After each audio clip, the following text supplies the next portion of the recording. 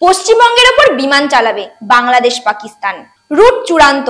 কোন কোন রাজ্যের ওপর দিয়ে যাবে জানেন? নমস্কার, আপনারা দেখছেন দেশ বিদেশে প্রতিদিন, সঙ্গে আমি সেতু। ইউনূস সরকার গঠিত হওয়ার পর থেকেই পাকিস্তানের সঙ্গে নজরবিহীনভাবে ঘনিষ্ঠ হতে শুরু করেছে বাংলাদেশ। পাকিস্তানে নিযুক্ত বাংলাদেশের হাই কমিশনার দুই দেশের মধ্যে সরাসরি বিমান পরিষেবা চালুর পরিকল্পনার কথা ঘোষণা করেছিলেন। বাংলাদেশের সংবাদ মাধ্যম দ্য ডেইলি স্টার সূত্রের খবর, বাংলাদেশের বিমান সংস্থার রুটে অনুমোদন দিয়েছে। বেসরকারি সংস্থা ফ্লাই জিন্নাহ করাচি থেকে ঢাকা সরাসরি বিমান চালাবে। প্রায় এক দশক পরে দুই শহরের মধ্যে বিমান পরিষেবা চালু হতে চলেছে। বাংলাদেশের অসামরিক বিমান পরিবহন কর্তৃপক্ষ বিমান চালানোর ছাড়পত্র ইতিমধ্যেই দিয়ে দিয়েছে।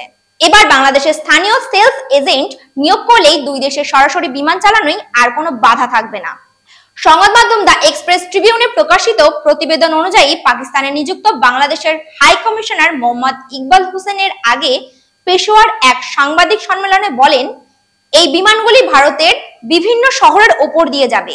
হাই কমিশনার হুসেন দুই দেশের মধ্যে গভীর ঐতিহাসিক সম্পর্কের ওপর জোর দিয়ে সরাসরি বিমান চালুর আশা প্রকাশ করেছিলেন, যাতে যাতায়াত ব্যবস্থার উন্নতি হয়। এই ফ্লাইটগুলি কবে শুরু হবে তা এখনো স্পষ্ট নয়।